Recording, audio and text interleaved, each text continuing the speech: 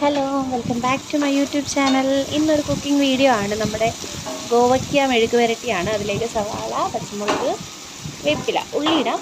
ഞാൻ സവാളയാണ് ഇട്ടിരിക്കുന്നത്. എളുപ്പമായിട്ട് ചെയ്യാൻ വേണ്ടിയിട്ട് ഗോവയ്ക്ക വട്ടത്തിലരിയുക. മഞ്ഞൾപ്പൊടി, മുളക് പൊടി, കുരുമുളക് പൊടി.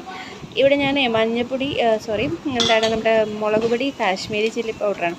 അതാകുമ്പോൾ അധികം എരിവുണ്ടാവില്ല, നല്ല കളറും ഉണ്ടാവും. അതാണ് നമ്മൾ എടുത്തിരിക്കുന്നത്. ഒന്ന് മൊരിഞ്ഞ് വരുമ്പോഴേക്കും നമ്മളുടെ വട്ടത്തിൽ അരിഞ്ഞ് വെച്ചിരിക്കുന്ന ഗോവയ്ക്ക നീളത്തിൽ അരിയുന്ന വീഡിയോസ് ഞാൻ കണ്ടിട്ടുണ്ട്. ഇവിടെ ഞാനിപ്പോൾ വട്ടത്തിലാണ് അരിഞ്ഞത്. അപ്പോൾ പെട്ടെന്ന് മൊരിഞ്ഞ് കിട്ടുമല്ലോ എന്ന് വിചാരിച്ചിട്ടാണ്. അങ്ങനെ വരുമോ ഇല്ലെന്ന് എനിക്കറിയില്ല, പക്ഷെ എനിക്ക് ചെയ്തപ്പോൾ എനിക്ക് കൊള്ളാം. കാര്യം എളുപ്പമായിട്ടൊരു സൈഡിൽ ഒരു ഡിഷ് ആകുമല്ലോ, ഒരു വെജിറ്റബിൾ ആകുമല്ലോ.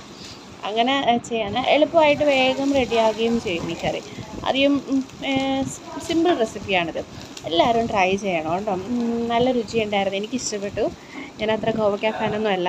ചോറും മീൻകറിയും കൂട്ടിയിട്ട് ഗോവയ്ക്കയും കൂട്ടി